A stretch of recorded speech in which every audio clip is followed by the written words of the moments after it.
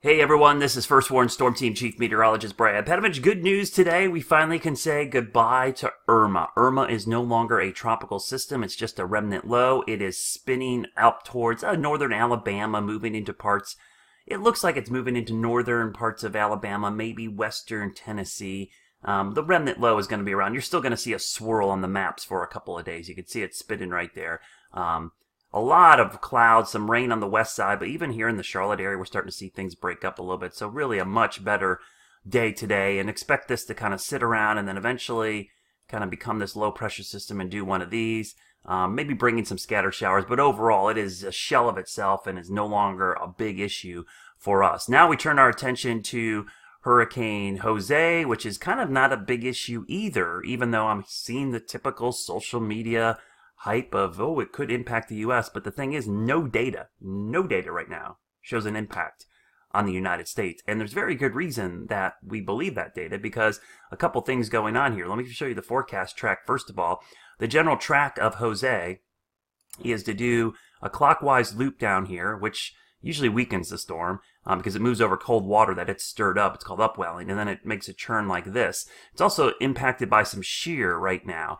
And because the remnants of Irma are over here and are going to move like this, it's going to create a weakness that it can follow straight out.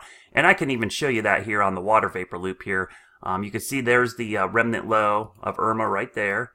There is Jose. High pressure here. So this is going to do one of these loop-de-loops and then follow it out to the northeast. In fact, the European model ensembles, which have done a very good job with Irma in the last couple storms, the majority of all of the ensembles are actually east of the actual forecast track right now and all offshore. There's one or two members that make a near pass, but you're talking about 95% of the modeling is right in this area. And just to show you, the short-range hurricane models all in agreement as well of that recurvature off to the northeast. And if you're a fan of the GFS ensembles, same kind of story here, recurvature off to the northeast. So why are they all in such good agreement? Well, because, if I can show these to you, I'll go to the European model here, and you can see there's the vorticity and the 500 millibar heights levels, the 500 millibar steering currents of Irma. There is our Jose. Watch what happens to Irma. It's going to kind of meander there and then start to move off to the northeast. After the little loop that Jose does, Irma creates a nice little trough there. The high pressure builds in to the east, and you can see even here, it looks like it gets sheared apart, gets picked up and pushed off to the northeast, and really has no impact on the East Coast. We'll keep an eye on it anytime this time of year. You got to watch these systems, but this is really nothing to be overly concerned about. My concern level would be like around the 5% range right now. It's 95%.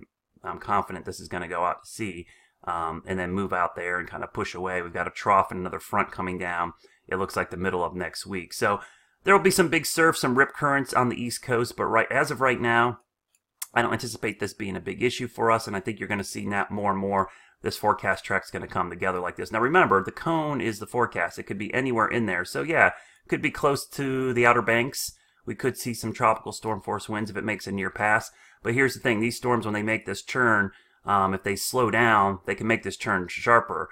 If they make a wider turn and they're a little quicker, you know, they can do one of these and get closer. But overall, there's a pretty good window here of this moving off to the north and east, and I don't see any reason why it would sit out there any longer, make a near miss or near close pass to the east coast of the U.S. The Outer Banks are the only ones that really probably need to watch it because they might get some tropical storm force wind. So I'll keep an eye on it, but right now, everybody please recover from Irma. Help out everyone in Florida. We're still assessing the damage down there.